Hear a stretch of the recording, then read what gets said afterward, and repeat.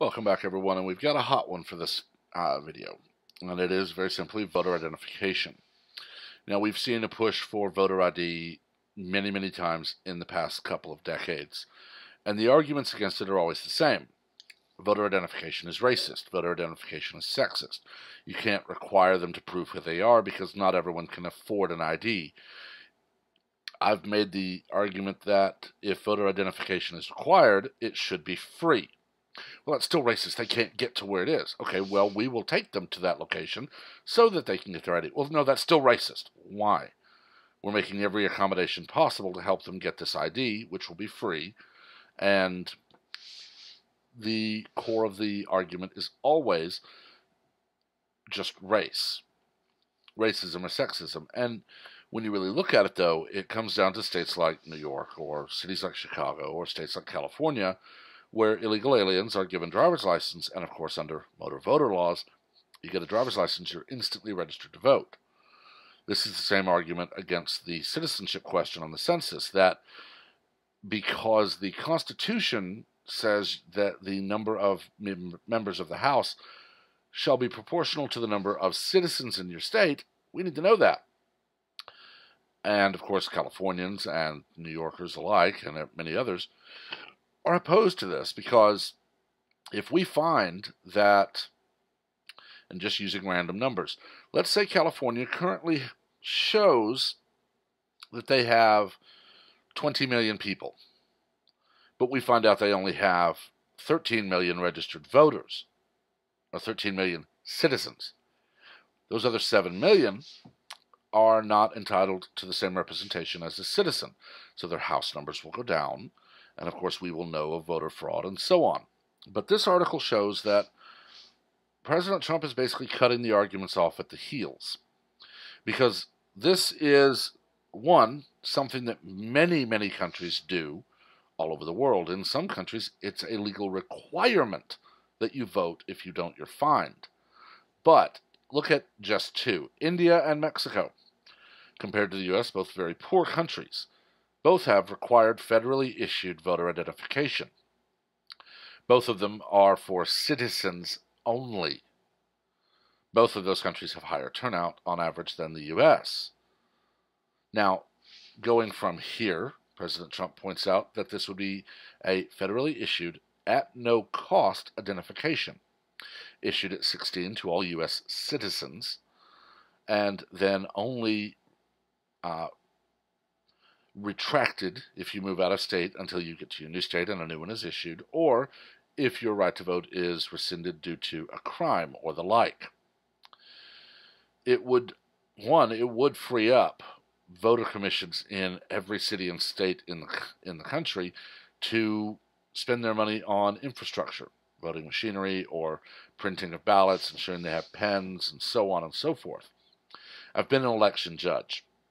And even in the day and age of technology, and granted it wasn't what we have today, but it was still worlds ahead of what we had when the method I handed out to vote was conceived, so it was still being used. A giant book with a bunch of printed names that I would have the voters sign on after I got their name and put a little sticker into that book. They then got a paper ballot with a marker to fill it in. Why can we not say that local election commissions are no longer responsible for registering voters? This will be done by the federal government, who will issue at no charge a national voter ID to all citizens eligible to vote. And it is, in my mind, a no-brainer. We hear so much today, especially from the left, about protecting our elections and protecting our democratic processes. Yet they will ignore reports that George Soros-owned machines are the ones that are screwing up. We had the famous incident during, I believe, 2012. It may have been 2008, but I believe it was actually 12, where voting for one candidate voted for the other because the pixelated area to tap to vote for one person was so small and the other so large that people were not able to find it. Of course, reports of that went silent in the mass media. It's just, it amazes me that the very people crying about foreign interference and Russian hacking and so on are the very people who want no ID required and only electronic machines used, as opposed to requiring ID to prove you are a legal American voter and using paper ballots which cannot be hacked. We have states like California legalizing ballot harvesting, which is a known tactic to use when the election isn't going your way, to sway it by, oh, we found 50,000 more votes that we just harvested. It honestly, it boggles my mind that this argument even has to be made, but it does. And again, the counters, the arguments against it, are negated by the story itself. One, there is no cost to the voter. Two, it is done. The federal government is going to provide this directly to them, so they don't have to go somewhere and get a card and all the rest of this. It removes the possibility of corrupt individuals pre-marking voter registration to say, yes, I am a citizen, and sending it to illegals, which we have confirmed stories of this happening. And it all comes down to one question. Why don't liberals want to actually protect our elections? And one need only look at California to see. Because if you look at California county by county, Los Angeles, San Francisco, and San Diego are little puddles of blue in an ocean of red. But their sheer number of people mean that they outvote the rest of their entire state.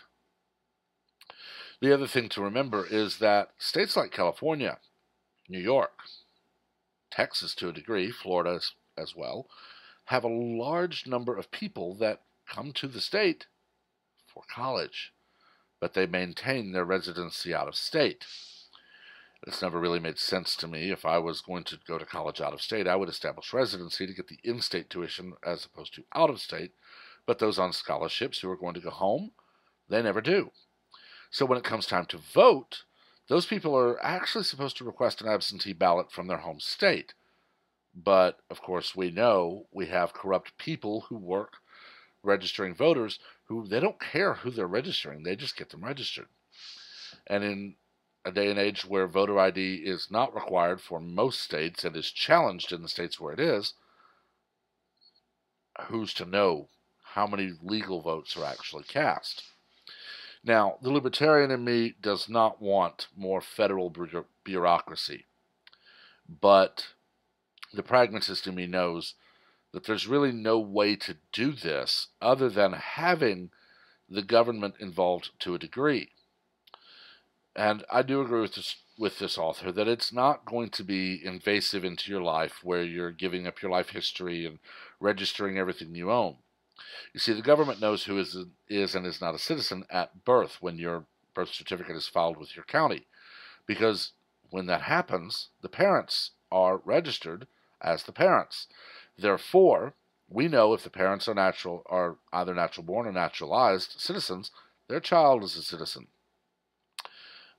Democrats don't like this because, according to the Constitution, even anchor babies are not citizens, even though they've managed to somehow get that through for years. But you see, if the government knows that a citizen was born on 27th of May 1977, then on the 27th of May 1993, when I turned 16, I would have been handed a federal ID card. Much like my driver's license, it would have said, eligible to vote, 27th of May 1995, just as my driver's license said under 18 until 1995. And there's really no argument to this as far as, well, they'd have to wait. No, they wouldn't. I don't know why the DMV makes you wait. I've watched and helped set up identification card machines that can do this in seconds, and these are just as high-quality physical media as a driver's license. You can put a magnetic stripe on it. You can put a QR code on it. You can lay it out with the information you want. You can instantly print a photo on it. You can laminate it or otherwise print it so that it cannot be tampered with. And it can be literally issued in a matter of a minute to 2 at most. Yet we have people against it, and again we come down to one simple fact: it will stop voter fraud.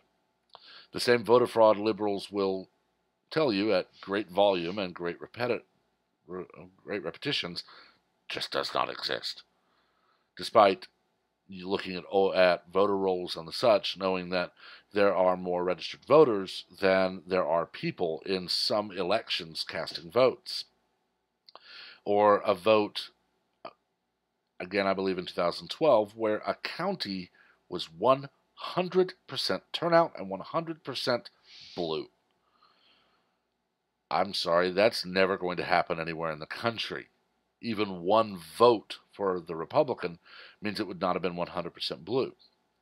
Yet we get reports of 100% turnout and 100% vote for the Democrat, and people don't care. This is going to be an issue that's going to really stoke debate and stoke a lot of arguments, but it's one we need to have the debate on. The only question is, will those in power actually debate, or will we just get more toddler-like screaming? But I've talked about this long enough. Let me know what you think. Just keep the comments civil. As always, we do not learn from argument. Well, folks, as you probably can tell, I'm going to be trying something because my last video cut off a little too quick. So I'm actually going to try and edit this. If not, I'll come back and re-record. But this is the ending of the voter ID video. So, like I said, chime in. Let me know what you think, but keep it civil. We don't learn from argument. We learn from debate. As always, remember to like and share this video, as well as to subscribe and turn on notifications so that you're among the first to know of all new content as it is posted. Until next time, everyone, have a wonderful day.